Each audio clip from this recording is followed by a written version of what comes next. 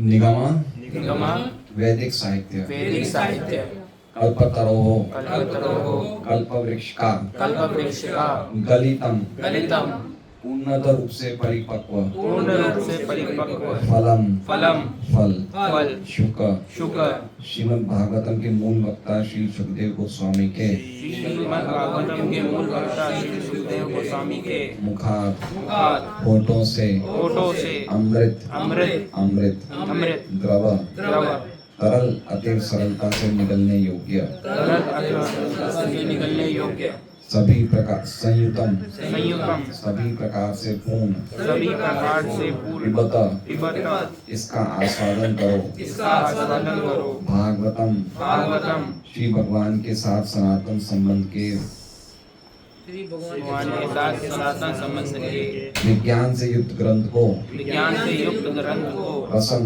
रसम रस रस जो आस्वाद्य है वो जो आस्वाद्य है वह आलयम आलयम मुक्ति प्राप्त होने तक मुक्ति प्राप्त होने तक या मुक्त अवस्था में भी या मुक्त अवस्था में भी मुहुः सदैव सदैव अहो अहो हे हे रसिकाः रसिका रस का पूर्ण ज्ञान रखने वाले रसिक जन रस का पूर्ण ज्ञान रखने वाले रसिक जन भूवि भूवि पृथ्वी पर भावुका भावुका पटु तथा विचारवान पटु तथा विचारवान।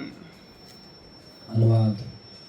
हे विज्ञ एवं विचारशील जनों नहीं, हे विज्ञ एवं विचारशील जनों वैदिक साहित्य रूपी कल्पवृक्ष के इस परिपक्व फल श्रीमद् भागवतम का आस्वादन करो रसास्वादन करो। ये शील सुखदेव गोस्वामी के मुख से निःसृत हुआ है, अतएव ये और भी अधिक रुचिकर हो गया है।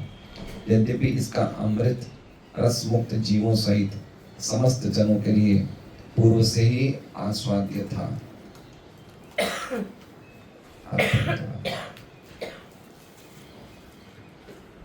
ओम अज्ञानतिमिरान्धस्य ज्ञानाञ्जनशलाकया चक्षुरुन्मिलितं येन तस्मै श्रीगुरुवे नमः। नामशेषं नमोऽपि शचीपुत्रमत्र स्वरूपं रूपं तस्सार्थं गुरुपुरीं मातुं गोष्ठवाटिं राधाकुन्दं गिरिवरमो राधिका माधवाशां प्राप्तो यस्य प्रतितकृपया श्रीगुरुं तन्नतोऽस्मि। वन्देऽहं श्रीगुरोः श्रीयुतापदकमलं श्रीगुरुं वैष्णवामीश्वर श्रीरूपं सहजातं सैगण्डगुणाथान्वितं तं सजीवं साद्वैतं सावधूतं परिजनसहितं कृष्णचैतन्यदेवं श्रीराधाकृष्णपादान् सैगण्डलिता श्रीशाखान्वितांश्च गुरु वैष्णव भगवान तीन स्मरण अय विघ्न विनाशनाय सवै निजवांछित पूर्ण। हरे कृष्णा कृष्णा कृष्णा हरे हरे हरे राम राम राम हरे हरे। सभी भक्तों का स्वागत है भागवतम क्लास में। तो आज हमारा तीसरा श्लोक है श्रीमद् भागवतम का, जिसको प्रयोजन तत्व कहा गया है। वेद में तीन चीजें बताई है, संबंध ज्ञान, अभिधेय ज्ञान और प्रयोजन ज्ञान। तो जो पहला श्लोक था वो हमारा भगवान से क्या संबंध है, क्या परम सत्य से संबंध है, उसका हमें प्रस्तुतिकरण करता है। दूसरा श्लोक था जो हमने पिछले शनिवार को लिया था, वो हमारा अभिधेय, संबंध जानने के बाद हमें क्या करना चाहिए, उसे कहते हैं अभिधेय, एक्टिविटीज।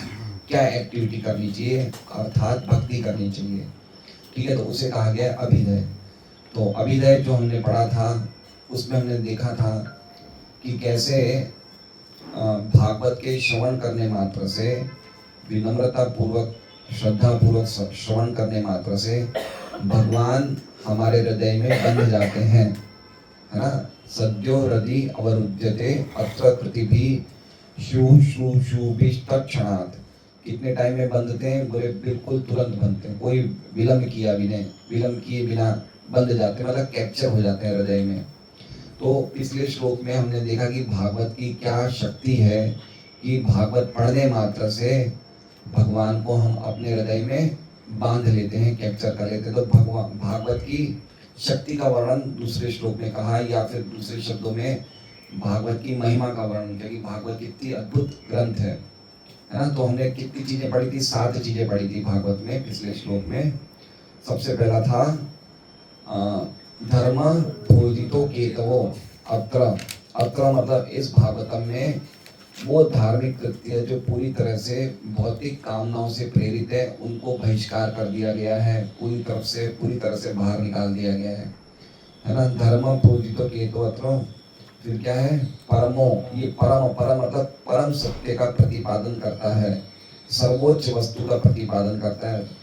किनके द्वारा समझने योग्य है तो कह रहे हैं निर्मत्साराणाम सताम वेद्यम, ये उनके द्वारा बोधगम्य है जो दूसरों से द्वेष नहीं करते हैं, मात्सर्य नहीं करते हैं, जिनका द्वेष ईर्ष्या का भाव खत्म हो जाता है, वो ही श्रीमद् भागवतम को समझ सकते हैं। या फिर वो व्यक्ति जिसके हृदय में द्वेष हो लेकिन वो भी धीरे धीरे पढ़ने से वो द्वेष से मुक्त हो जाता है। निर्मत्साराणाम सताम वेद्यम अत्र वस्तु शिवदम, है ना। इसमें क्या है, इसमें अत्र वस्तु मतलब इसमें वो वास्तविक वस्तु का निरूपण किया है जो सत्य है, परम सत्य है, जो हर काल में रहती है, भविष्य में, भूत में और वर्तमान में। मतलब परम सत्य के भगवान के नाम गुण रूप लीला उनका निरूपण किया है। और ये शिवदम है, शिवदम मतलब हम पे परम कल्याण करने वाली है। और भगवान के रूप नाम गुण लीला के सुनने से हमारा परम कल्याण होता है। साथ साथ में क्या होता है, तापत्रयोन्मूलनम, हम तीनों तापों से मुक्त हो जाते हैं। वो मेन फल नहीं है भागवतम का, वो सब्सिडियरी सेकेंडरी फल है कि जब हम भगवान के प्रेम को प्राप्त करते हैं तो हमारे जो तीन ताप है वो भी चले जाते हैं। किन्होंने लिखी है श्रीमद् भागवते महामुनि कृते, महामुनि वेद व्यास जी के, उन्होंने समाधि अवस्था में यानी कि उन्होंने अपनी परिपक्व अवस्था में श्रीमद् भागवतम लिखी है। और वेद व्यास जी खुद बोलते हैं किम वा परेश्वर, ये लिखने के बाद और कोई ग्रंथ की या और कोई साहित्य की पढ़ने की आवश्यकता नहीं है।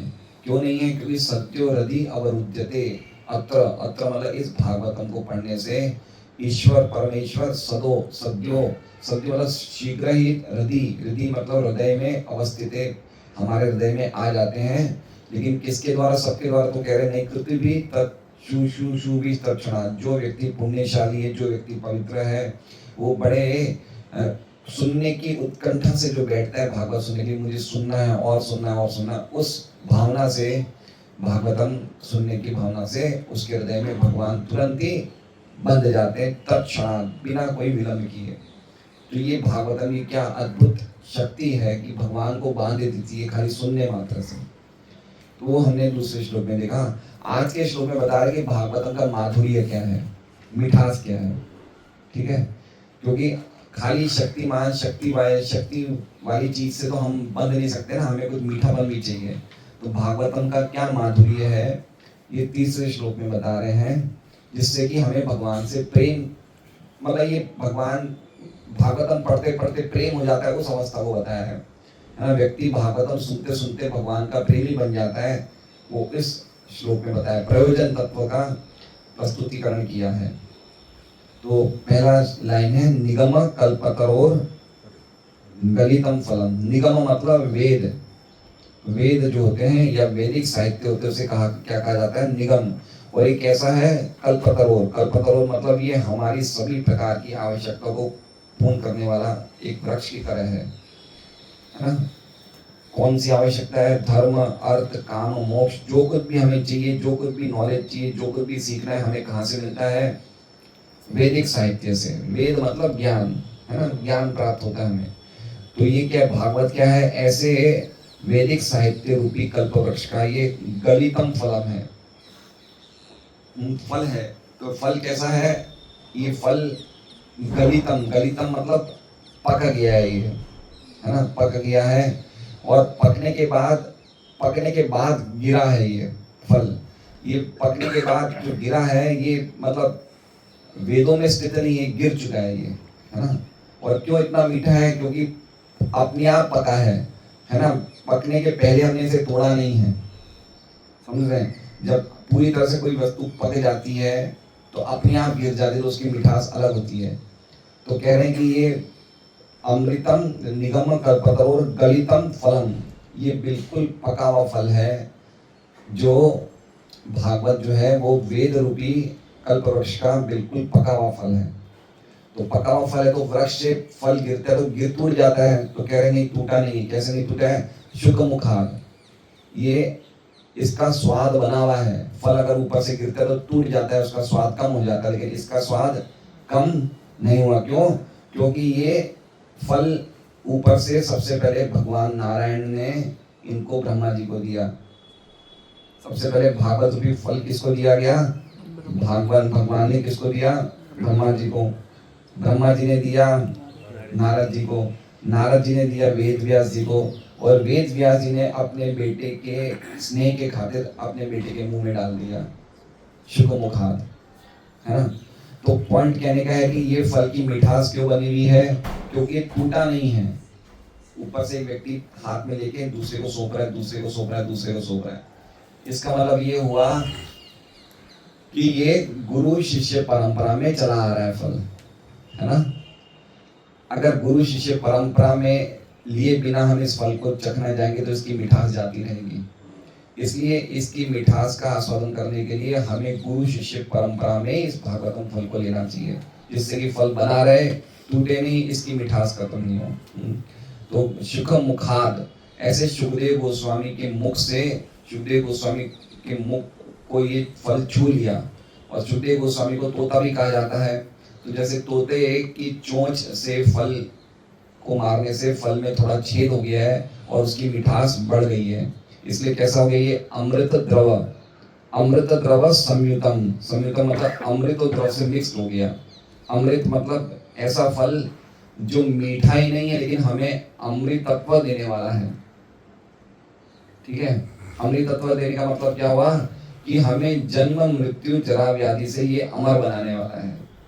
ये ऐसा फल है ना। ये फल जो है ये हमेशा, ये कभी भी फल सड़ता नहीं है, लेकिन जो इसको चखता है वो भी अमृत का आस्वादन करता है, और ये हमें जन्म मृत्यु से पूरी तरह से अमर बनाने वाला है। और द्रव, द्रव मतलब यद्यपि ये फल है लेकिन फिर भी ये सॉलिड नहीं है। द्रव मतलब क्या लिखा है इसमें? तरल, अतः सरलता से निकलने, मतलब एक तरह समझिए सेमी सॉलिड है। कैसा है ये फल? सेमी सॉलिड है। तो इसलिए निगल, हम खाने की जरूरत नहीं है, इसे हम निगल सकते हैं, है ना। तो इस प्रकार का फल है।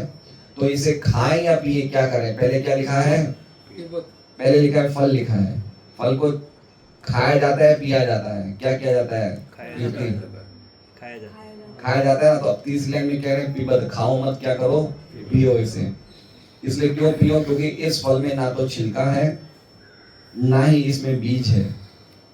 ना छिलका है, ना बीज है, ना ही कोई चीज इसमें, जैसे फल में कभी कभी ऐसी चीज होती है जो हमें हटानी पड़ती है, इसमें कोई भी चीज हटाने जैसी नहीं है।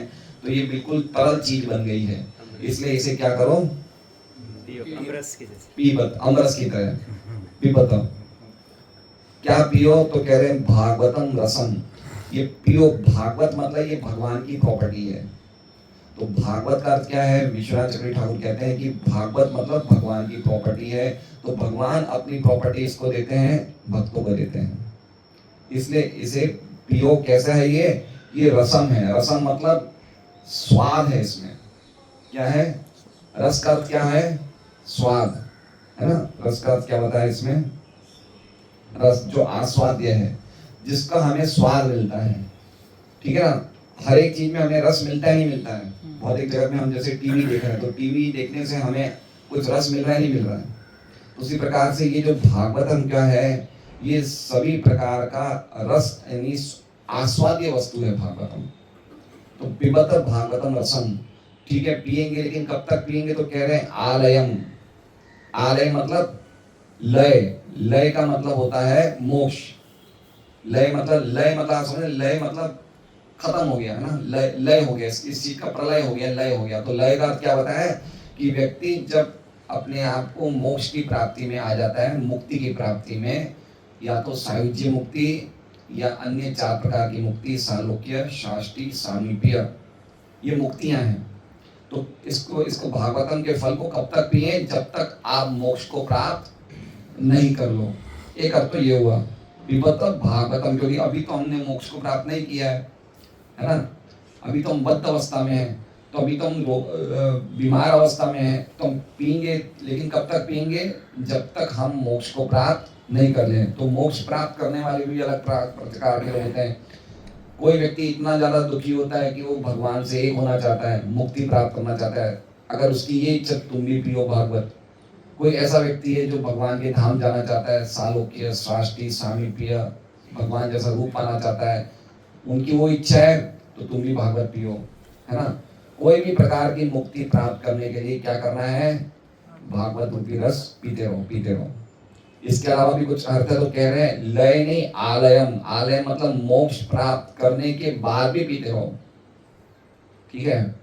ये इसका असली शब्द है। असली शब्द क्या है कि खाली मोक्ष प्राप्त करने तक ही नहीं पीना है, मोक्ष प्राप्त करने के बाद, यानी कि जब हम भगवान की शुद्ध प्रेम अवस्था को भी प्राप्त कर लें, उसके बाद भी भागवत पीते रहो। ये भागवत की महिमा है ना। भगवान का नाम है, भागवत है, ये सब भक्तिमय कार्य ऐसे हैं कि ये मुक्ति तक नहीं करना है, मुक्ति के बाद भी करना है। तो शुक मुखाद अमृत द्रव संयुतम पिबत भागवतम रसम आलयम, पीते रहो, पीते रहो, रोको मत, पीते रहो। कितना पिए तो कह रहे हैं मुंह, मुंह मतलब होलसेल में पियो। मुंह का क्या है, सदैव, सदैव मतलब एक बार पीते हैं तो हमें कोई एक चीज, भौतिक जगत में एक चीज हम खाते हैं, पीते, तो उसका स्वाद क्या होता है, कम हो जाता है, ठीक है। जैसे मान लीजिए कि अगर हर्ष को हम 5 कटोरी अमरस पिलाएं तो फिर 6ठी कटोरी में इसको स्वाद क्या लगेगा, कम लगने लगेगा। धीरे धीरे ये बोल देगा कि मम्मी अब मुझे मत दो अमरस, मेरा पेट भर गया है। लेकिन ये कैसा है, मुंह मतलब हम एक बार पिएंगे तो पीने की इच्छा और बढ़ जाएगी, है ना। तो ये ऐसा रस है कि इसको और मन करता है, पीते रहे और मतलब पढ़ते रहे। तो ये बहुत बड़ी आश्चर्य की बात है कि कोई चीज भौतिक जगत में हम सेवन करते हैं तो उसका टेस्ट कम हो जाता है, लेकिन भागवत का टेस्ट कैसा है, बढ़ जाता है। तो आश्चर्य के लिए क्या कह रहे हैं, अहो, अहो बोल रहे हैं ना, अहो, अहो मतलब आश्चर्य बता रहे, कितना आश्चर्यमय रस है भागवत का। तो कौन पी सकते, तो कह रहे हैं रसिका, जो व्यक्ति जिसने अपना रस का आस्वादन भगवान से कर लिया है, या वो व्यक्ति जिसने अलग अलग रसों में अपना संबंध भगवान से स्थापित कर लिया है, वो भागवत पीने का, वो भागवत पीता है ना। रसिक अलग अलग रस हैं। कौन से रस हैं, शांत रस हैं, दास्य रस है, सख्य रस है। या जिसने भगवान से अपना एक संबंध स्थापित कर लिया अलग अलग रसों में, वो रसिक है, वही भागवत का रस पीता है। वो रसिक कहाँ पे है, वो इस पृथ्वी पे है, भूवि, भूवि मतलब पृथ्वी पे है। और भावुका, भावुका मतलब ये इनवाइट कर रहे हैं व्यासदेव जी की, हे विचारवान एवं हे पटु, एक्सपर्ट, एक्सपर्ट एवं पटु, समझ रहे हैं। विचारवान व्यक्ति कौन होता है, विचारवान व्यक्ति वो होता है जो उसी चीज को जीवन में करता है जिससे उसको स्वाद मिले। ऐसा विश्वनाथ चक्रवर्ती ठाकुर का क्या मतलब, जो चीज स्वादमय है, जो चीज आस्वाद्य है, जो चीज सुंदर वस्तु है, उसी का वस्तु व्यक्ति सेवन करता है, उसे क्या बोलते हैं, विचारवान। या फिर विचारवान का दूसरा अर्थ हुआ कि जो व्यक्ति भगवान के रूप गुण की प्रशंसा करता है, वो व्यक्ति कौन है, विचारवान। तो भावुका का अर्थ, भावुक हम जनरली लेते हैं भी सेंटिमेंटल, ये सेंटिमेंटल व्यक्ति है, लेकिन इसका अर्थ प्रभुपाद जी लिख रहे हैं विचारवान। विचारवान व्यक्ति मतलब जो वही कार्य जीवन में करता है जिससे कि वो सुंदर चीजों का आस्वादन करे, पहला अर्थ तो ये हुआ। दूसरा, जो भगवान के नाम रूप गुण का प्रशंसा करें, उस व्यक्ति को क्या कहा गया है, विचारवान। तो कह रहे कि हे विचारवान व्यक्ति, हे विज्ञ व्यक्ति, ऐसे रस का आस्वादन करो। तो ये अर्थ है भागवतम का, ये श्लोक का, ठीक है, सुंदर अर्थ है? कि ये वैदिक साहित्य रूपी कल्पवृक्ष वृक्ष का पका हुआ फल भागवतम है।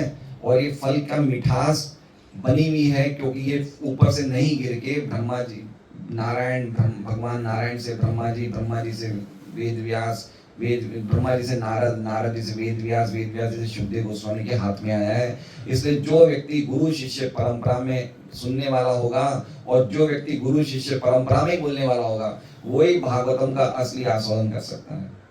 ये चीज हमें स्ट्रिक्टली बता रही कि हमें प्रोफेशनल व्यक्ति जो गुरु शिष्य परंपरा में नहीं है, वो भागवत को कभी ना बोल सकते हैं ढंग से और ना ही सुनने वाला समझ सकता है। इसलिए आप देखिए, अगर कोई वास्तव में भागवत पढ़ रहा है और कोई अगर ढंग से पढ़ रहा है, जैसा सुखदेव गोस्वामी समझा रहे हैं, इस तरह से हम पढ़ रहे हैं जैसे प्रभुपाद जी ने लिख के दिए, तो कभी भी हम कोई कथाकार की भागवत में जाएंगे तो हम समझ जाएंगे कि ये बिल्कुल भी जिसे कहते हैं सिस्टमेटिक नहीं बोल रहे हैं, तो हमें मन ही नहीं करेगा सुनने का। इसलिए ऐसे गुरु शिष्य परंपरा से आई हुई शुक मुखात अमृत है। द्रव मतलब तरल है, अमृत भी है, तरलता से संयुक्त है ये, और पीना है इसे हमें। कब तक पीना है? मोक्ष पाने तक पीना है, या मोक्ष प्राप्त करने के पश्चात भी पीना है। और ये मुंह मतलब कितना पीना है? बार बार पीना है, क्योंकि जितना पिएंगे उतना स्वाद बढ़ेगा। ये आश्चर्यमय। अहो, कौन पीता है? रसिक, जो रसिक जन है, जो भगवान के भक्त हैं, वो पीते हैं। और इसलिए वेद व्यास जी इस पृथ्वी पे सभी भावुक व्यक्ति, जो विचारवान व्यक्ति है, उनको इनवाइट कर रहे हैं कि आप भी पियो ये भागवतम का रस। तो ये भागवतम का रस है। तात्पर्य पढ़ते हैं हम। तात्पर्य इसमें भी थोड़ा सा 4 पेज का है, 2 बार में हो जाए। देखते हैं भगवान की क्या इच्छा है। तात्पर्य पिछले 2 श्लोक से निश्चित रूप से सिद्ध हो गया है कि श्रीमद् भागवतम दिव्य साहित्य है, जो अपने दिव्य गुणों के कारण अन्य समस्त वैदिक शास्त्रों को पीछे छोड़ देता है। ये समस्त लौकिक कार्यकलापों तथा लौकिक ज्ञान से परे हैं। इस श्लोक में बताया है कि श्रीमद् भागवतम न केवल उत्कृष्ट साहित्य है, अपितु ये समस्त वैदिक साहित्य का परिपक्व फल है। ठीक है, तो अब इसमें हम 2 चीज समझ सकते हैं कि देखिए, सभी वेदों को क्या बताया है? वृक्ष बताया है। भागवतम को क्या बताया है? फल बताया है। अगर हम कोई फल का पेड़ लगाते हैं अपने घर पे, तो उससे फल नहीं निकले, तो खाली पेड़ लगाने से हमको लाभ मिलेगा? नहीं मिलेगा। तो पॉइंट एक ये कहना है कि हम सभी वैदिक ग्रंथ पढ़ लें, लेकिन भागवत नहीं पढ़ें, तब तक हमें वेद पढ़ने का लाभ नहीं मिलेगा। समझ रहे हैं आप बात को?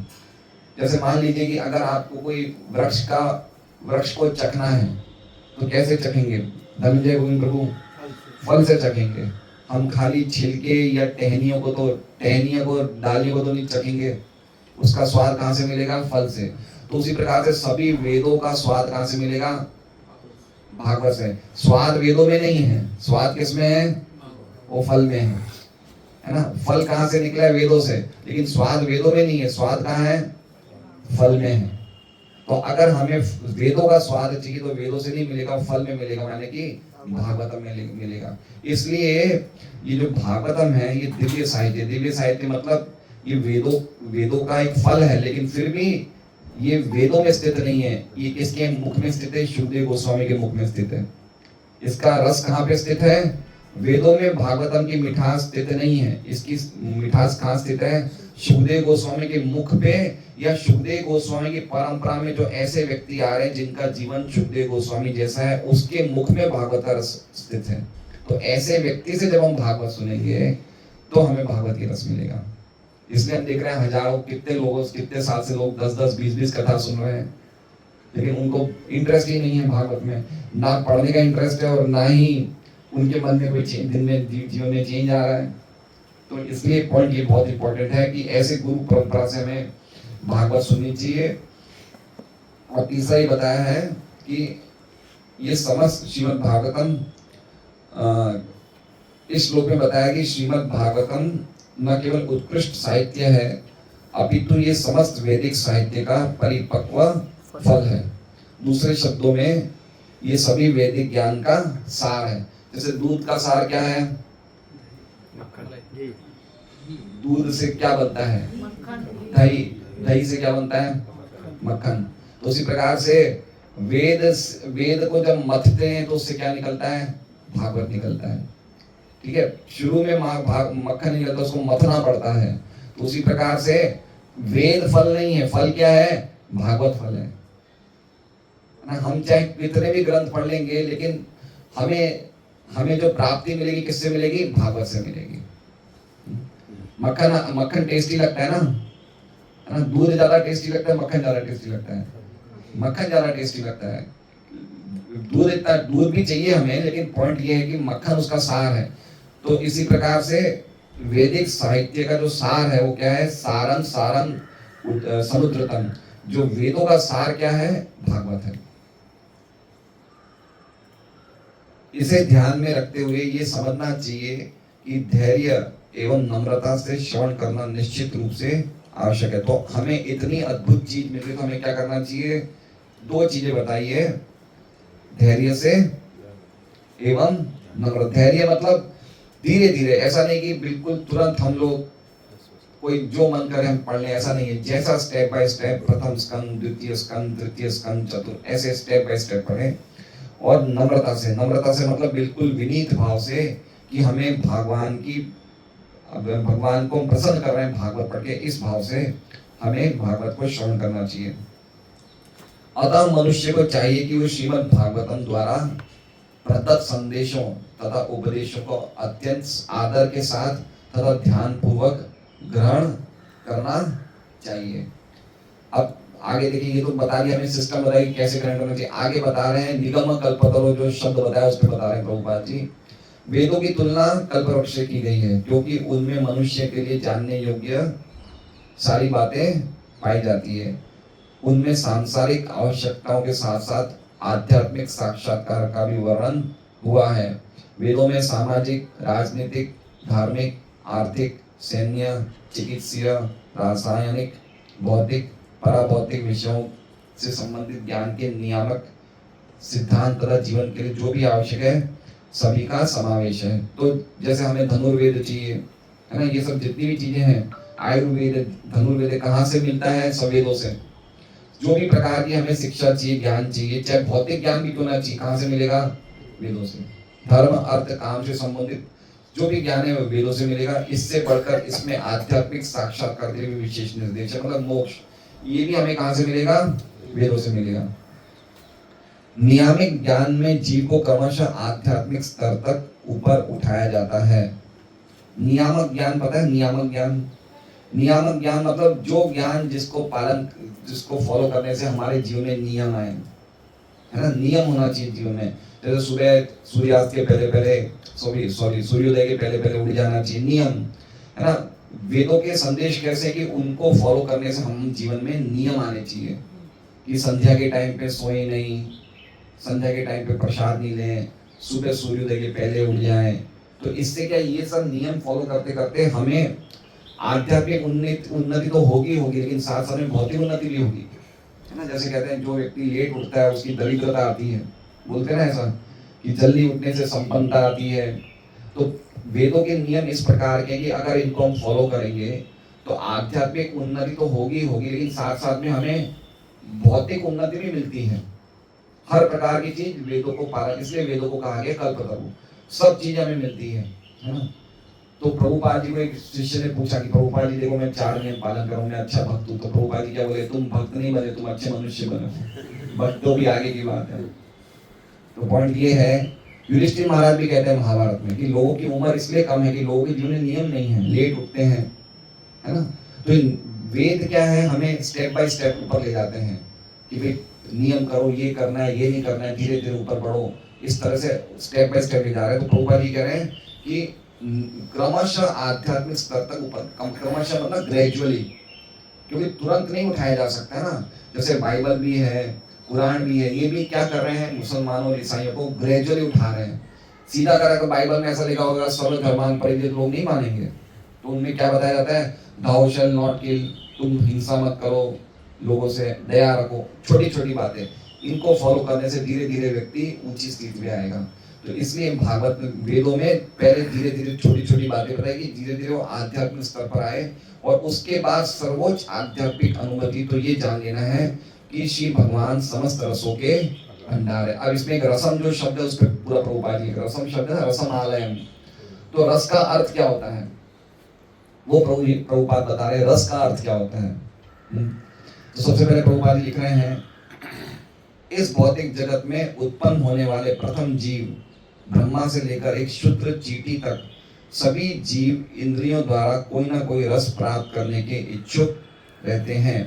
इन इंद्रियगत सुखों को पारिभाषिक रूप से क्या कहा जाता है? रस कहा जाता है। समझ रहे बात को? जैसे मान लीजिए कि मदन माता जी ने मालपुआ बनाया और इनके परिवार में सुरेश जी बच्चों ने सब खाया मालपुआ। तो मालपुआ खाने से क्या मिला इन्हें? कुछ स्वाद आया, कुछ रस आया, ये क्या, इसे क्या बोलते हैं? रस। ये रस कहाँ से आ रहा है? ये रस के सोर्स कौन है? कृष्ण। ये रस सप्लाई कौन कर रहे हैं? ये कृष्ण कर रहे हैं। क्यों? कृष्ण का एक नाम है रसो वही स।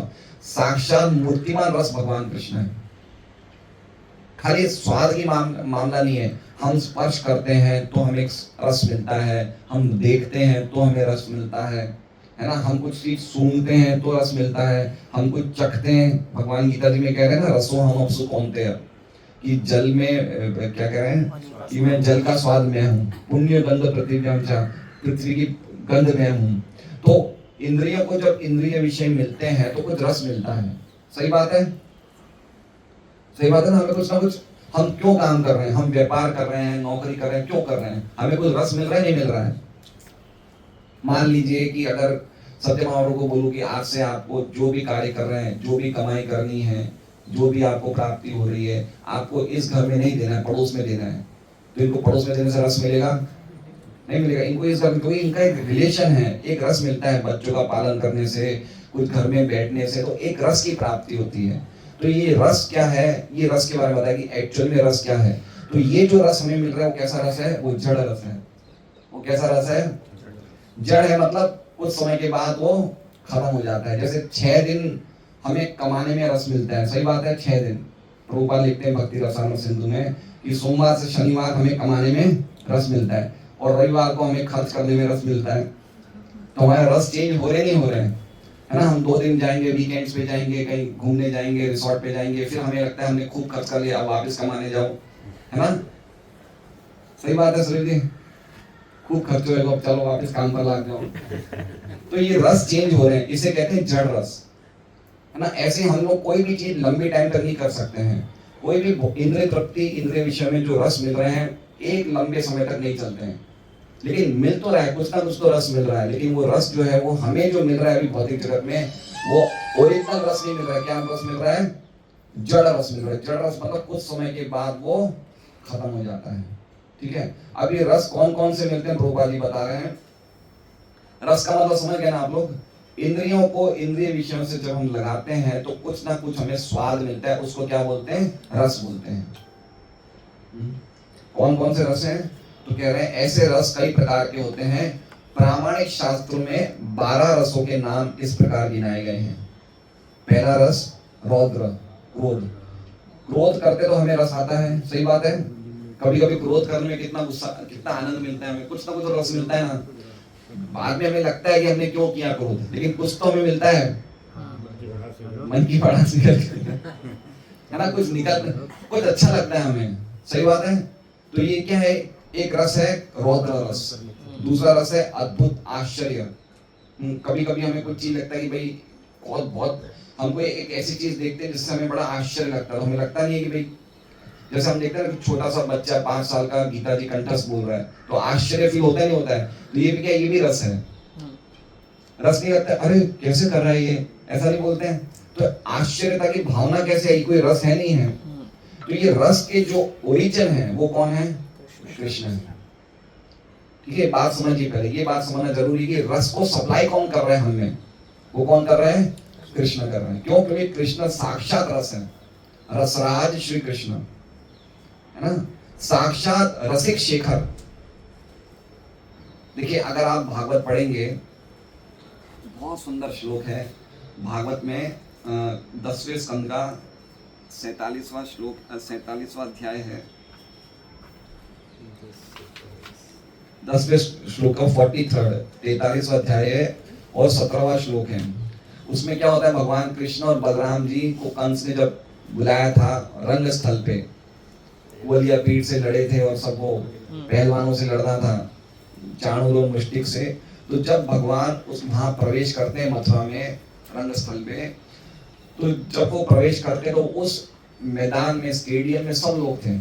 मथुरा के वासी भी थे, राजा भी थे, मंत्री भी थे, उनके माता पिता वसुदेव जी, नंद महाराज सब थे, कन्याएं भी थी, मथुरा की लेडीज भी थी, सब थे। तो जब भगवान कृष्ण प्रवेश करते हैं बलराम जी के साथ, तो हर एक व्यक्ति ने भगवान कृष्ण को अलग अलग तरीके से देखा। तो ये जो 12 रस अभी हम पढ़ेंगे, ये 12 रस के रस पूरी तरह से हम कृष्ण के साथ आस्वादन कर सकते हैं। कौन से 12 रस जो हम पढ़ रहे हैं अभी? तो कैसे किसने किसको देखा? तो कह रहे हैं कि जो पहलवान थे उन्होंने कृष्ण को कैसे देखा? जैसे आकाश में कोई बिजली चमकती है, ऐसे किसने देखा? पहलवानों ने कृष्ण को ऐसे देखा। फिर कह रहे हैं कि जो मथुरा के लोग थे उन्होंने देखा कि ये नरों में श्रेष्ठ है, पुरुषों में श्रेष्ठ है। मथुरा के पुरुषों ने ऐसा देखा कि ये तो जैसे कहते हैं ना, बिल्कुल बोलते हैं ना कि वो स्ट्रॉन्ग मैन है, पुरुषों में श्रेष्ठ है। स्त्रियों ने कैसे देखा? उन्होंने देखा कामदेव के रूप में देखा।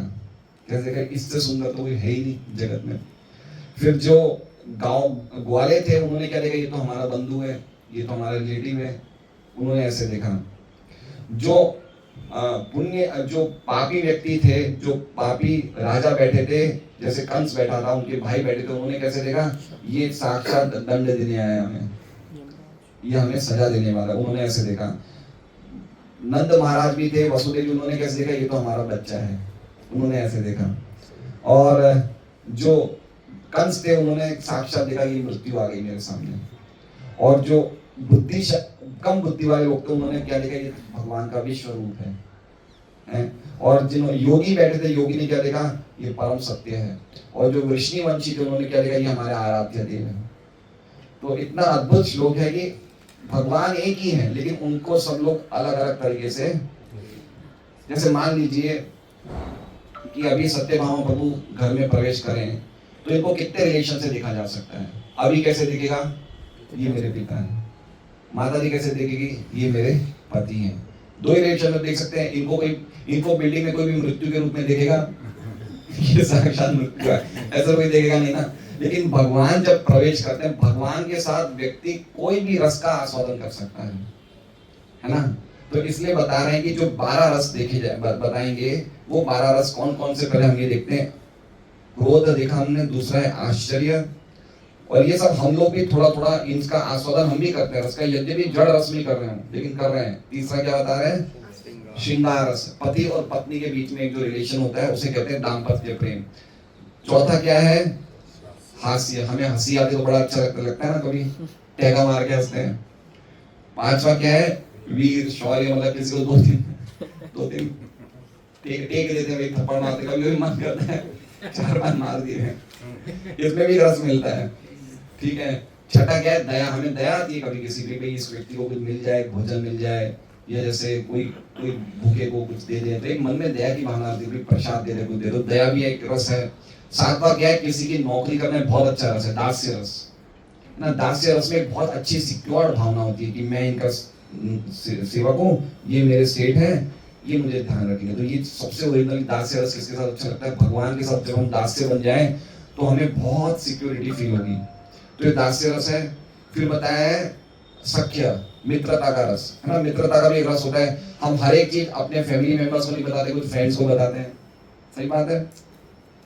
नौवा क्या है? भयानक, हमें देखते कुछ भय, जैसे अभी शिव शक्ति मार्केट में आग लगी है ना, तो मन में डर हो कि कैसे आग निकल रही है ना। कोई चीज ऐसी दिखती है, या हम कोई रोड पे एक्सीडेंट देख लें, व्यक्ति बुरी तरह से उसका हाथ पैर कटे, तो हमें थोड़ा डर लगता है देखते। इसे क्या बोलते हैं? भय। भय में भी एक रस होता है, ठीक है। और फिर क्या होता है? विपत्स, विपत्स मतलब आघात, आघात मतलब शौक, शौक लगता है। जैसे कोई छोटी उम्र में किसी डेथ लगता है, अरे ये इसको क्या हो गया, तो कल मैंने देखा था, अच्छा ना क्या हो गया सर, क्या मिलता है हमें? शौक। तो ये भी क्या है? ये भी रस है। फिर क्या बता रहे हैं? शांत, उदासीनता, बिल्कुल किसी से बात नहीं करना। और 12वां रस कौन सा है? वात्सल्य जैसा रस एक माता पिता को बच्चों के लिए होता है। तो ये सब कितने रस हैं? ये 12 रस हैं। तो भागवत क्या करती है? भागवत पढ़ने से ये जो 12 रस हैं, ये रस हम किनके साथ स्थापित कर सकते हैं? ये भगवान के साथ कर सकते हैं। यद्यपि ये रस अभी हम लोग सब यूज कर रहे हैं इन रसों को, लेकिन किसकी प्रशंसा में कर रहे हैं? हम अपने जड़ संबंधों की उसमें संबंध में कर रहे हैं। इसलिए रस लंबे नहीं चलते हैं, कुछ समय के लिए चलते हैं, फिर रुक जाते हैं, फिर चेंज हो जाते हैं। ठीक है ना, ये समझना है। अब देखिए आगे क्या कह रहे हैं? इन सभी रसों का समग्र सार स्नेह या प्रेम है। सही बात है, हमें कुछ ना कुछ स्नेह मिलता है, प्रेम मिलता है। मूल रूप से प्रेम के ऐसे लक्षण उपासना, सेवा, मैत्री, वात्सल्य तथा दाम्पत्य प्रेम के रूप में प्रकट होते हैं। तो अब इनमें 12 में प्रभुपाद जी 5 को साइड में कर रहे हैं, जो मेन रस हैं। कौन कौन से मेन रस हैं? उपासना, सेवा, मैत्री, वात्सल्य तथा दाम्पत्य। तो ओरिजिनली रस है ना, ये 5 संबंधों में प्रकट होते हैं। रस मतलब, रस का सार क्या बताया? प्रेम। प्रेम किन रूपों में संबंध में प्रकट होते हैं? ये 5 रसों में। ठीक है, जब ये 5 रसों में नहीं दिखते तो ये किन रसों में चले जाते हैं? ये 7 में चले जाते हैं। देखिए प्रभुपाद जी बहुत अच्छा, बहुत साइंटिफिक समझने जैसा है। जब ये 5 अनुपस्थित होते हैं तो प्रेम अप्रत्यक्ष रूप में क्रोध, आश्चर्य, हास्य, वीरता, भय, विभत्सता आदि में प्रकट हो जाता है। समझ रहे बात को? जैसे मान लीजिए कि सुरेश जी ने माता जी को बोला कि मेरी शर्ट प्रेस कर देना। क्यों बोला? क्योंकि इनको इनसे एक लगाव है। सही बात है। इन्होंने क्या बोला कि मेरी शर्ट प्रेस कर देना, मैं 10:30 बजे दुकान जाऊंगा। अब इन्होंने शर्ट प्रेस नहीं करी तो इनको क्या आ गया? वही प्रेम किस में प्रकट हो गया? वो क्रोध में प्रकट हो गया। मतलब प्रभुपाद कहने का मतलब ये है कि ये रसों का सार क्या है? प्रेम है। अगर प्रेम इस तरह से नहीं प्रकट होगा तो कोई दूसरे रस में प्रकट हो जाएगा। तो अगर कोई व्यक्ति क्रोध कर रहा है, गुस्सा कर रहा है, तो अपने प्रेम को इनडायरेक्ट रसों में प्रकट कर रहा है। लेकिन कर क्या रहा है? वो कर तो प्रेम ही प्रकट रहा है। वो समझ रहे बात को? हम नहीं देखते किसी व्यक्ति से किसी का बहुत अच्छा संबंध होता है, उसके बाद उसी से उससे अच्छा व्यक्ति झगड़ा करता है। तो प्रकट तो प्रेम ही हो रहा है, लेकिन वो डायरेक्ट रसों के बदले नहीं होगी। किस रसों में हो रहा है? इनडायरेक्ट रसों में हो रहा है। तो 7 इनडायरेक्ट रस हैं, 5 डायरेक्ट रस हैं। उदाहरणार्थ, यदि कोई पुरुष किसी स्त्री से प्रेम करता है तो ये श्रृंगार रस हुआ। किंतु यदि ऐसे प्रेम में बाधा पहुंचती है तो आश्चर्य, क्रोध, आघात या भय तक उत्पन्न हो सकता है। कभी कभी 2 व्यक्तियों के प्रेम संबंधों का अंत नृशंस हत्या में भी होता है। ऐसे रसों का प्रदर्शन मनुष्य तथा मनुष्य के बीच एवं पशु तथा पशु के बीच प्रदर्शित होता है। इस जगत में रस का ऐसा आदान प्रदान न तो मनुष्य तथा पशु के बीच हो पाता है, न ही मनुष्य तथा किसी अन्य किसी योनि के साथ। ऐसा रस का आदान प्रदान तो एक जैसी योनियों के जीवों में ही होता है। ये समझ रहे हैं बात को? रसों का आस्वादन किससे करेगा? मनुष्य किससे करेगा? मनुष्य से करेगा। आजकल कुत्ते लोग ले आए हैं घर में, लेकिन उससे रस का आस्वादन नहीं कर सकता। आप समझ रहे बात को? जैसे मान लीजिए कि हम देखते हैं कोई पति पत्नी के संतान नहीं होती तो क्या करता है? गोद ले लेता है। लेकिन गोद तो लेगा मनुष्य को ही लेगा, कुत्ते को तो गोद नहीं लेगा ना। प्रभुपाद क्या कह रहे हैं कि हमें गोद क्यों लेते हैं? कि हम बच्चे को रखेंगे, बच्चे का ध्यान रखेंगे, बच्चा हमारा ही है। एक रस का एक्सचेंज करने के लिए ना। तो प्रभुपाद क्या कह रहे हैं कि रस का आदान प्रदान किससे होता है? एक ही योनि के व्यक्ति से होता है। दूसरी योनि के व्यक्ति से हम अपना प्रेम किससे प्रकट करेंगे? मनुष्य से ही करेंगे ना। हम पशु से तो कर नहीं सकते। चलो हमने आजकल ये सिस्टम चल गया, कुत्ते भी रखते हैं घर में, लेकिन उस कुत्ते को हमने अपने जायदाद का वो तो नहीं बना देंगे ना, वारिसदार तो नहीं बना देंगे ना। बनाते हैं, लेकिन उस व्यक्ति को हम अपना पति तो नहीं मान सकते ना। कुत्ते को पति नहीं मान सकते, उसका नौकर नहीं मान सकते, उसको मित्र नहीं मान सकते। ठीक है, वो अपना रोल निभा रहा है, लोग पागलपन में बना रहे हैं उसको। लेकिन पॉइंट क्या है कि अगर हमें कुछ रसों का एक्सचेंज करना हो तो सामने मनुष्य होना चाहिए, नहीं होना चाहिए? भाई मुझे शादी करना तो मैं बिल्ली से थोड़ी करूंगा। समझिए, मनुष्य तो होना चाहिए ना, होना चाहिए। तो प्रभुपाद जी क्या कह रहे हैं कि पशुओं को भी अपना प्रेम या रस एक्सचेंज करते हैं पशुओं के बीच, उसी प्रकार से मनुष्य को किसमें करना चाहिए? मनुष्य। अब ये देखिए इसके पीछे बोल क्या रहे हो समझना चाहिए। प्रभुपाद जी क्या कह रहे हैं कि सेम योनियों में ही स्पर्शों का एक्सचेंज, रसों का एक्सचेंज होता है। पॉइंट समझ रहे हैं? अब क्या बोलना चाहते हैं प्रभुपाद जी? हम ओरिजिनली कौन हैं? आत्मा। अब हम रस कैसे स्पर्श कर रहे हैं? शरीर से। तो गड़बड़ हो गई ना ये। जैसे मनुष्य रसों का एक्सचेंज पशु से नहीं कर सकता, उसी प्रकार से आत्मा रसों का एक्सचेंज शरीर से कैसे कर सकती है? तो आत्मा की एक ही योनि कौन सी हो गई? परमात्मा। आत्मा भी सच्चिदानंद है, भगवान के साथ। तो रसों का ओरिजिनली एक्सचेंज किसके साथ होना चाहिए? पॉइंट देखिए कितना जबरदस्त कह रहे प्रभुपाद जी। हम लोग क्यों परेशान हैं, क्यों जीवन में कष्ट आते हैं? कि हम अपने रसों का इन्वेस्टमेंट कहाँ कर रहे हैं? एक जड़ शरीर में कर रहे हैं। तो हमें बहुत तकलीफ होता है, बहुत कष्ट होता है हमें, जब बच्चे हमारी बात नहीं मानते हैं, या कुछ हम जिन पे बहुत ज्यादा विश्वास करते हैं वो कुछ हमें दगा दे देते, तो हमें इतना कष्ट होता है। क्यों होता है? क्योंकि हम अपनी शक्ति का इन्वेस्टमेंट किसके साथ कर रहे हैं? ऐसी योनियों में कर रहे हैं जो हमारे डिपार्टमेंट। हम है आत्मा। अभी मान लीजिए कि एक पति पत्नी, एक व्यापारी या एक बाप बेटे आत्मा के लेवल पे थोड़ी रसों का एक्सचेंज कर रहे हैं, तो शरीर के लेवल पे कर रहे हैं ना, तो क्या समझ रहे हैं, ये मेरा बेटा है। पॉइंट समझ रहे हैं? तो प्रभुपाद जी क्या कह रहे हैं कि एक ही योनियों में रसों का आदान प्रदान संभव है, दूसरी योनियों में नहीं है। तो अगर हम दूसरी योनियों से करते हैं तो हमें कष्ट मिलता है। ये पॉइंट समझ रहे हैं आप? समझे नहीं समझे? या प्रसाद लेके समझेंगे? हैं? बहुत ही अद्भुत पॉइंट है ये। इसलिए तो हमें दुख पा रहे हैं। हम आत्मा है, हमें किससे रसों को एस्टैब्लिश करना चाहिए? भगवान से। अगर हमें देखने का शौक है, भगवान को देखें। अगर हमें चखने का शौक है तो प्रसाद लें। अगर सुनना है तो कृष्ण कथा सुने, तो हमारे ओरिजिनल रस बाहर निकलेंगे। अब हम यही सब चीजें भौतिक जगत में कर रहे हैं, तो रस तो मिल रहे हैं, लेकिन वो कुछ समय के लिए मिलते हैं, और फिर रस उससे हम और ज्यादा परेशान हो जाते हैं। समझ रहे हैं आपको? तो ये पॉइंट प्रभुपाद जी बोला था। आगे देखते हैं, पढ़ते हैं। थोड़ा लेट होगा आज। अच्छा, देखता हूँ कितना लेट होता है।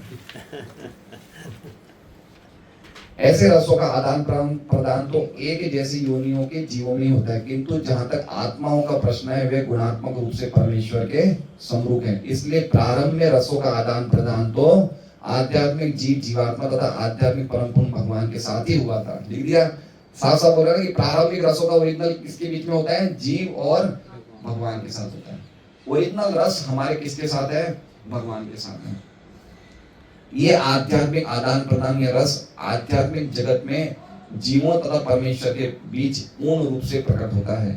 इसलिए श्रुति मंत्रों में पूर्ण पुरुषोत्तम भगवान को समस्त रसों का निर्जर स्रोत कहा गया है। जब जीव परमेश्वर की संगति करता है और उनके साथ अपने स्वाभाविक रस का आदान प्रदान करता है, तो सचमुच सुखी होता है। सुखी होने का प्रश्न बता दिया आपको। वास्तव में सुखी होना है तो आपको वापस वो संबंध परमेश्वर से स्थापित करने पड़ेंगे, तो वो ओरिजिनल रस मिलेंगे आपको। वो रस आप भौतिक जगत में कर सकते हो। अगर हम परिवार में रह रहे हैं तो भक्ति में माहौल बनाएं, कीर्तन करें, भगवान के नामों का जप करें, कुछ कथा सुने, भगवान के दर्शन करें। जो चीजें, जो इंद्रियों को से हमें जड़ रस मिल रहा था, उसी इंद्रियों से हमें ओरिजिनल रस मिल सकता है, अगर हम उन इंद्रियों को भगवान की सेवा में लगा दे तो, है ना? पॉइंट यही समझना है कि इंद्रियों को इंद्रिय विषय में लगाएंगे तो जड़ रस मिलेगा, इंद्रियों को भगवान की सेवा में लगाएंगे तो ओरिजिनल रस, जो हम जिस रस में भगवान से संबंधित है, वो रस की प्राप्ति होगी। केवल मुक्त अवस्था में इस मौलिक रस का पूर्ण रूप से अनुभव हो पाता है। भौतिक जगत में रस का अनुभव विकृत रूप में होता है, जो अस्थायी होता है। विकृत रूप हमने अभी सुना, कुछ समय में रस मिलता है, उसके बाद वो चला जाता है। और अस्थायी ना, मान लीजिए कि ठीक है, अभी हमारे घर में मेरे पति पत्नी में बहुत अच्छा रिलेशन है, लेकिन कब तक रहेगा? 60-70 साल तक। तो अस्थायी हुआ नहीं हुआ, फिर वो रस तो ब्रेक हो जाएगा ना, हो जाएगा रस ब्रेक। तो ये बता रहे कि अस्थायी है। इस प्रकार भौतिक जगत में रस का प्रदर्शन रौद्र, क्रोध आदि भौतिक रूप में होता है। अतः जो व्यक्ति कार्यकलापों के मूल तत्व रूप इन विभिन्न रसों का पूर्ण ज्ञान प्राप्त कर लेता है, वही मूल रसों के छद्म स्वरूपों को भौतिक जगत में प्रतिबिंबित होते समझ सकता है। विद्वान अध्येता वास्तविक रस का उसके आध्यात्मिक रूप में आस्वादन करता है। प्रारंभ में वो परमेश्वर से एकाकार होना चाहता है। इस प्रकार अल्पज्ञ अध्यात्मवादी विभिन्न रसों को जाने बिना परमात्मा से एकाकार होने के बोध से ऊपर नहीं जा पाते। अब ये पॉइंट क्यों लिखा है? ये पॉइंट लिखा है आलयम। प्रारंभ में व्यक्ति क्या प्राप्त करना चाहता है? मुक्ति। आप 99% लोगों से पूछ लीजिए जीवन का उद्देश्य क्या है, क्या कहेंगे? मोक्ष प्राप्त करना है। हम पूछेंगे मोक्ष का क्या, तो बोलेंगे भगवान से ही होना है। क्योंकि उनको भौतिक जगत में इतने कष्ट मिलते हैं ना, कि वो ये समझने के लिए तैयार ही नहीं कि ऐसा भी कोई जीवन हो सकता है जिसमें हम बिल्कुल दो जनों के बीच में आदान प्रदान करेंगे, जो बिल्कुल कष्टों के बिना होगा। ऐसा भी कोई जीवन होता है, जो जीवन हम परिवार के साथ बिता रहे हैं, जो जीवन हम डेली लाइफ जी रहे हैं, ऐसा जीवन कोई भगवान के साथ जी सकते हैं हम? तो समझते हैं ऐसा तो कोई जीवन ही नहीं होता होगा। तो अल्टीमेटली हमें तो इन सब झंझटों से मोक्ष प्राप्त करना है, एक निर्विशेष ब्रह्म ज्योति में एक हो जाना है, या भगवान से एक हो जाना है। तो ऐसा जो सोचते हैं, उनका जो ज्ञान है वो क्या है? अल्प ज्ञानी लोग हैं। तो ये उस बात में बोल रहे हैं आलय मतलब लोग मुक्ति तक ही सोच पाते हैं, उससे आगे नहीं सोच पाते हैं। परमात्मा से एकाकार होने से ऊपर नहीं जा पाते हैं। इस श्लोक में निश्चित रूप से कहा गया है कि वो आध्यात्मिक रस जिसका आस्वादन मुक्त अवस्था में भी किया जाता है, श्रीमद् भागवतम के साहित्य में अनुभव किया जा सकता है। अब ये देखिए क्या बता रहे हैं कि श्रीमद् भागवतम पढ़ते पढ़ते आपको आध्यात्मिक रस मिल जाएगा। परीक्षित महाराज ने जब सुना कि भगवान को पूतना आई है मारने के लिए, तो परीक्षित महाराज को वही दर्द हुआ जो वहां पे बैठे यशोदा माँ को हुआ। समझ रहे हैं, भागवतम पढ़ते पढ़ते भगवान की लीलाओं में प्रवेश कर जाते हैं। ये भागवतम की महिमा है। जैसे एक राजा थे, राजा कुलशेखर, वो भगवान की कथाएं सुन रहे थे, भगवान राम के अनन्य भक्त थे, भगवान राम की कथाएं सुन रहे थे। जितने में कथा में आया ऐसा है कि रावण ने सीता माँ का हरण कर लिया, तो इतना लीला में प्रवेश किया कि उन्होंने अपनी सेना तैयार करी, बोले चलो निकले। समझ रहे हैं, ये भागवतम हमें उस लेवल तक पहुंचा देगी जहां पे हम भगवान की लीलाओं के साथ लीलाओं में प्रवेश कर जाएंगे। ये भागवतम है। समझ रहे बात को? जैसे चैतन्य महाप्रभु दक्षिण भारत में जाते हैं यात्रा में, तो एक ब्राह्मण थे, भगवान राम के परम भक्त थे। तो ब्राह्मण 12 बज के 1 बज के चैतन्य महाप्रभु ने बोला लाओ भोजन दो। तो ब्राह्मण पता क्या बोले? बोले अभी लक्ष्मण जी वन से सब्जियां नहीं लाए तो सीता मैया कैसे बनाएगी? मतलब वो क्या सोच रहे थे, वो भगवान राम की लीलाओं में प्रवेश किए हुए थे। तो क्या बोले, लक्ष्मण तो सब्जी लाए नहीं, सीता माँ कैसे सब्जी बनाएगी? तो पॉइंट ये है कि भागवत पढ़ने से हम भगवान की लीलाओं में प्रवेश कर जाते हैं, और वो रसों का आस्वादन, ऐसा नहीं है कि वो लक्ष्मण जी ने जो रसों का आस्वादन किया वो भक्त नहीं कर सकता, भक्त भी वो रसों का आस्वादन कर सकता है। ये बात बताइए कि ऐसे रसों का आस्वादन मुक्ति के बाद, जो खाली कम बुद्धि वाले वो मुक्ति तक पहुंचते, लेकिन मुक्ति के बाद भी भगवान के साथ जो हमारे रेसिप्रोकेशन है, आदान प्रदान है, वो हम भागवत के द्वारा हम उसको आस्वादन कर सकते हैं। श्रीमद् भागवतम के साहित्य में अनुभव किया जा सकता है, क्योंकि ये वैदिक ज्ञान का परिपक्व फल है। इस दिव्य साहित्य का विनीत भाव से श्रवण करने पर मनुष्य मनवांछित पूर्ण आनंद प्राप्त कर सकता है। मनवांछित मतलब समझ रहे हैं? मनवांछित मतलब जो हमें चाहिए वैसा आनंद, है ना। इसे शिक्षाशास्त्र में क्या कहा है कि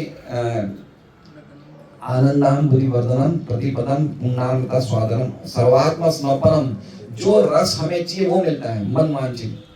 समझ रहे बात को? जैसे मान लीजिए कि रास रूपिणी माता जी क्या सोचेगी कि मेरी मन की तभी इच्छा पूरी होगी जब मेरे आगे की शादी हो जाए, है ना। ये उस दिन का इंतजार कर रही है 1-2 साल का, जब इसको अच्छी बहू मिलेगी और मैं खूब खुश होंगी।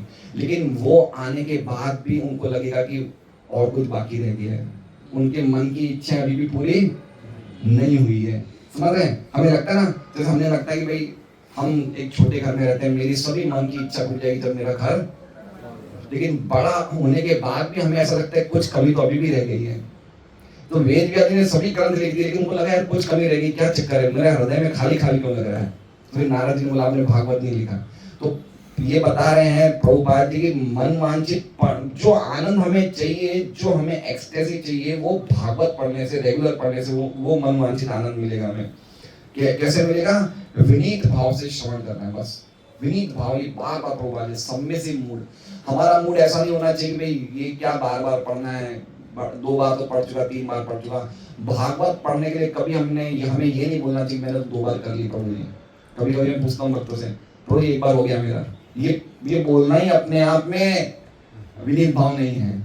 हम भागवत को बंद कर ही नहीं सकते। नित्यम भागवत सेवया, नित्यम मतलब कांस्टेंट चलना चाहिए, भागवत कभी नहीं रुकना चाहिए। इसे कहते हैं विनीत भाव। कम हो सके कम पढ़ लें, लेकिन रुकना नहीं चाहिए। दिन में 1 बार तो भागवत पढ़ ही नहीं चाहिए, चाहे हम जितना कोटा होता से कम पढ़ लें, भागवत छोड़नी नहीं चाहिए, तो हमें वो रस मिलेगा जो बता रहे हैं इसमें। किंतु मनुष्य को इस बात में अत्यंत सावधानी बरतनी होगी, इस संदेश का श्रवण उपयुक्त स्रोत से किया गया जाए। श्रीमद् भागवतम का उपयुक्त स्रोत से यथा रूप प्राप्त किया जाता है। अब देखिए, अब ये बता दिया, गुरु परंपरा से आ रहा है। इसे वैकुंठ लोक से लाने वाले नारद मुनि हैं, जिन्होंने इसे अपने शिष्य, वैकुंठ लोक से लाने वाले मतलब ब्रह्मा जी ने नारद जी को दिया, नारद जी ने अपने शिष्य व्यासदेव को प्रदान किया। श्री व्यासदेव ने इस संदेश को अपने पुत्र शुकदेव गोस्वामी को प्रदान किया, और फिर उन्होंने इसे महाराज परीक्षित को उनकी मृत्यु से मात्र 7 दिन पूर्व प्रदान किया। श्री शुकदेव गोस्वामी जन्म से ही मुक्तात्मा थे, यहाँ तक कि वे अपनी माता के गर्भ में ही मुक्त थे, और जन्म के पश्चात उन्हें किसी प्रकार की आध्यात्मिक शिक्षा ग्रहण करनी नहीं पड़ी। समझ रहे? आध्यात्मिक शिक्षा मतलब ना तो उनको कोई उपनयन संस्कार हुआ, ना कोई गुरुकुल में गए, ना कोई गुरु के मार्गदर्शन में वो ऑलरेडी मुक्त थे, है ना। इतने मुक्त थे कि वो बाहर ही नहीं निकलना चाहते थे, है। इतनी उनकी बता रहे कि किस कैटेगरी के व्यक्ति ने भागवत बोली है। जन्म के समय कोई भी व्यक्ति ना तो लौकिक दृष्टि से ना ही आध्यात्मिक दृष्टि से कुशल होता है, किंतु पूर्ण रूप से मुक्त आत्मा होने के कारण श्री सुखदेव गोस्वामी को आध्यात्मिक साक्षात्कार के लिए किसी प्रकार की विकास विधि का अनुसरण नहीं करना पड़ा, अपितु तीनों गुणों से परे पूर्ण रूप से मुक्त पद पर स्थित रहकर भी वे उन पूर्ण पुरुषोत्तम भगवान के इस दिव्य रस के प्रति आकर्षित हुए, जिनकी अर्चना मुक्त जीवन द्वारा वैदिक मंत्रों से की जाती। समझ रहे हैं आप बात को? मतलब इतने ज्यादा डिटैच थे कि वो कोई भी चीज से आ सकते थे, लेकिन फिर भी भागवत सुनने से आसक्त हो गए। मतलब बता रहे हैं कि भागवत भगवान का जो विषय है वो मुक्त पुरुषों के लिए है, लेकिन वो सुखदेव गोस्वामी मुक्त पुरुषों में सर्वश्रेष्ठ थे। वो कोई चीज से अटैच नहीं थे, लेकिन फिर भी भागवत सुनने से अटैच हो गए। ऐसे व्यक्ति ने भागवत बोली है। परमेश्वर की लीलाएं मुक्त जीवों को संसारी मनुष्यों की अपेक्षा अधिक आकर्षक लगती। सही बात है। हम जितना ज्यादा मुक्त होंगे हमें इतना अच्छा सुनने लगेगा, जितना ज्यादा बंधेंगे तो हमें ये सुनने में अच्छा लगेगा, भाई कहाँ शॉपिंग करके आए, क्या सुनने, हमें ये अच्छा लग रहा है ना, उसने क्या किया, भाई ये क्या है, कितने रुपए में खरीद के लाए। लेकिन जैसे जैसे मुक्त होंगे ना, उन चीजों से हम हट जाएंगे और गीता, रामायण, भागवत सुनने में हमारा इंटरेस्ट बढ़ेगा, है ना। ये सिम्टम है। जो व्यक्ति भक्ति में प्रगति करता है उसको चै चू पै पू सब समझना, उसको अच्छा लगना, धीरे धीरे उनको टाइम मिलता है सीधा भागवत लेके बैठ जाते हैं, चलो भागवत पढ़ो।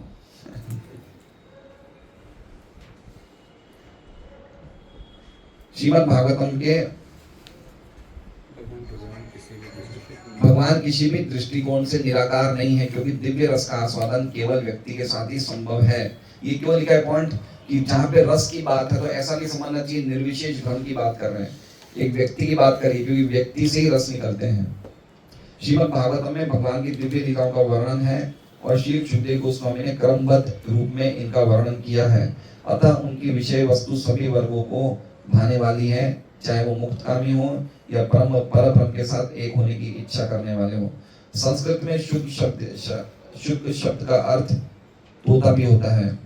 जब कोई पका फल ऐसे पक्षियों की लाल चोंच से चखा जाता है तो उसकी मिठास बढ़ जाती है। वैदिक फल जो ज्ञान में पूर्ण विकसित तरह परिपक्व है वो श्री सुखदेव गोस्वामी के होठों से निकला है, जिनकी तुलना तोते से की गई है। इसलिए नहीं कि उन्होंने अपने विद्वान पिता से जिस रूप में सुना था उसी रूप से सुना दिया, अभी तो अपनी क्षमता के कारण जिसके बल पर उन्होंने इस कृति को सभी वर्गों को भाने वाले रूप में स्तुति। मतलब ऐसा नहीं कि उन्होंने जो सुना दिया, उन्होंने देखा कि कौन लोग बैठे हैं उनको किस तरह से भाएगा वैसे सुनाया।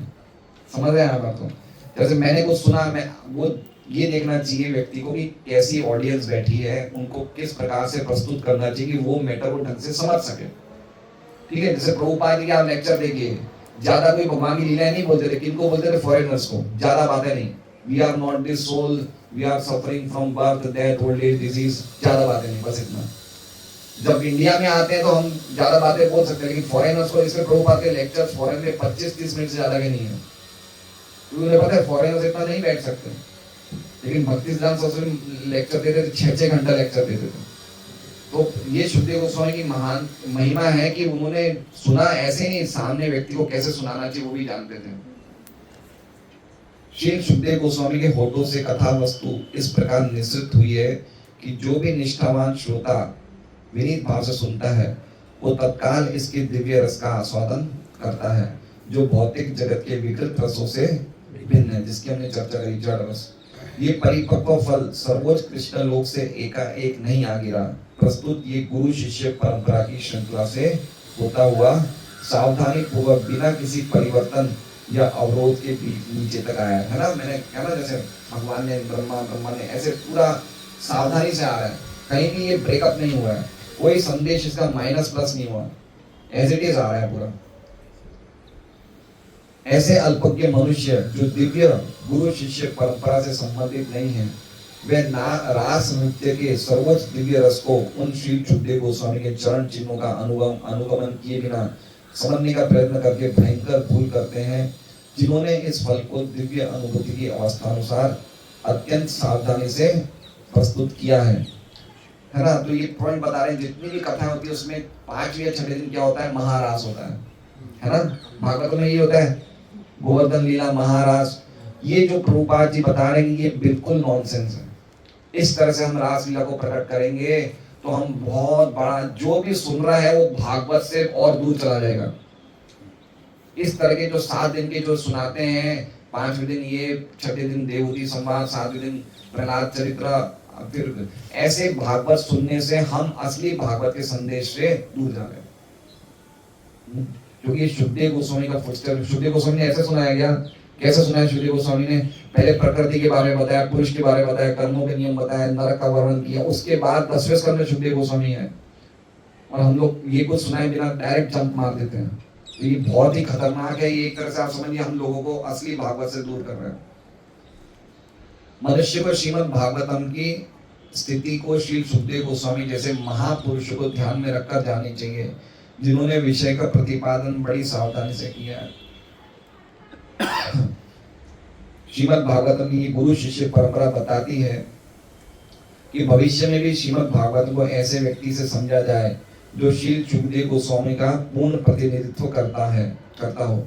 ऐसे व्यावसायिक व्यक्ति जो अवैध रूप से भागवतम सुनाकर व्यापार चलाते हैं, वो श्री सुखदेव गोस्वामी का उचित प्रतिनिधित्व नहीं कर। स्पष्ट बोल दिया। बताइए, हम भागवतम के लिए जो लोगों को पैसा दे रहे हैं कथाकार को, वो सुखदेव गोस्वामी का मार्ग नहीं है। वो ऐसे हम भागवत सुन ही नहीं सकते।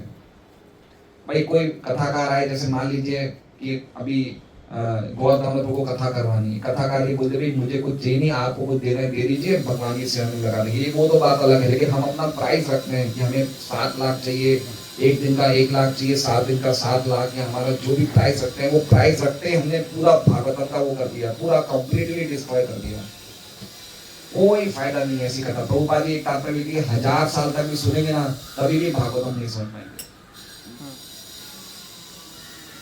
सुनने में बहुत अच्छी लगेगी हमें, बड़े उनका जो बोलने का तरीका है, फिर कुछ ऐसा कुछ इमोशनल सीन आएगा तो ऐसा म्यूजिक बजेगा तो लोग यहाँ कुछ आंसू निकलेंगे और फिर लोग नाचने लग जाएंगे। बड़ी ऐसी बन जाती है कथाएं, बिल्कुल जैसे कहता ना कोई महाराज, पर्टिकुलर लेडीज तो बहुत नाचने लग जाती है बीच कथा में। लेकिन ये कंप्लीटली ये असली भावुकता नहीं है। जो भावुकता इसमें मतलब भावुका जना, ये विचारवान भावुकता नहीं है। ये खाली एक सेंटिमेंटल प्लेटफॉर्म है जो घर जाने तक खत्म हो जाता है, टीवी देख के चाय वाय पी के खत्म हो जाता है। ये सब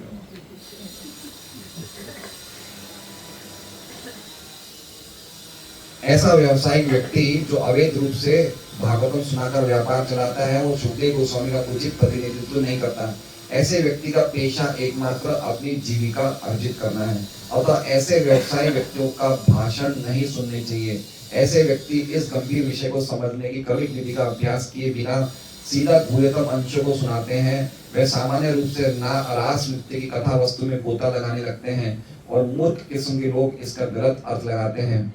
कुछ लोग इसे अनैतिक बताते हैं और अन्य सभी मूर्खतापूर्ण व्याख्याओं द्वारा इस पर पर्दे डालने का प्रयास करते हैं। अनैतिक मतलब आज भी काफी लोग हैं जो ऐसा बोलेंगे कि कृष्ण ने गोपी को कपड़े उतारने को क्यों बोले, है ना, लीला है ना भगवान की, वस्त्र हरण लीला। तो जब कोई व्यक्ति इस प्रकार से कृष्ण पे प्रश्न करता है तो उसने जीवन में पाप उसका मतलब पाप, ये सोचने से पाप हो गया। तो हम पाप का प्रचार कर रहे हैं, नहीं कर रहे हैं? लोग तो इस लेवल पे नहीं है। कृष्ण झूठ बोल रहे हैं, कृष्ण उनको बोल रहे हैं कि तुमने अश्वत्थामा को मार दो, बोल दो ऐसा। कि भगवान जो कुछ भी कर रहे हैं परम सत्य है। वो कब समझेगा व्यक्ति, जब ऐसे समझेगा, पर भगवान की भक्ति करेगा तो समझेगा। अब हम अभक्तों के बीच में ये सब चीजें समझाने को क्या बोलेगा? भाई हम लोग क्यों नहीं नाच सकते हैं, हम लोग रात को नहीं जा सकते हैं डीजे में? कृष्ण तो 16,000 स्त्रियों के साथ नाचे थे, समझ रहे बात को? तो ऐसे गलत संदेश कृष्ण के बारे में लोग आरोपण करेंगे जिससे उनका भी पाप बढ़ेगा और वो भी नरक जाएंगे। इसलिए इस प्रकार से भागवत नहीं सुनानी चाहिए। इनमें श्री सुखदेव गोस्वामी के चरण चिन्हों पर चलने की लेश मात्र इच्छा नहीं रहती। अतः निष्कर्ष ये निकलता है कि रस के गंभीर छात्र को श्री सुखदेव गोस्वामी से चली आने वाली गुरु शिष्य परंपरा से श्रीमद् भागवतम का संदेश प्राप्त करना चाहिए। जिन्होंने श्रीमद् भागवतम का वर्णन दिव्य विज्ञान के विषय में अल्पज्ञानी उन संसारी मनुष्यों की तुष्टि के लिए किसी मनमाने ढंग से नहीं, अपितु शुरू से सुनियोजित ढंग से प्रारंभ किया है। श्रीमद् भागवतम को इतनी सावधानी से प्रस्तुत किया गया है कि निष्ठावान तथा गंभीर व्यक्ति तुरंत वैदिक ज्ञान के इस परिपक्व फल का आनंद श्री सुखदेव गोस्वामी या उनके प्रामाणिक प्रतिनिधि के मुख से निश्चित अमृत रस का पान करके उठा जा सकता है। हरे कृष्णा। श्रीमद् भागवतम की जय हो। वाञ्छकल्पतरुभ्यश्च कृपा सिन्धुभ्यो च पतितानां पावनेभ्यो वैष्णवेभ्यो नमो नमः। 9 बजे कोई प्रश्न है?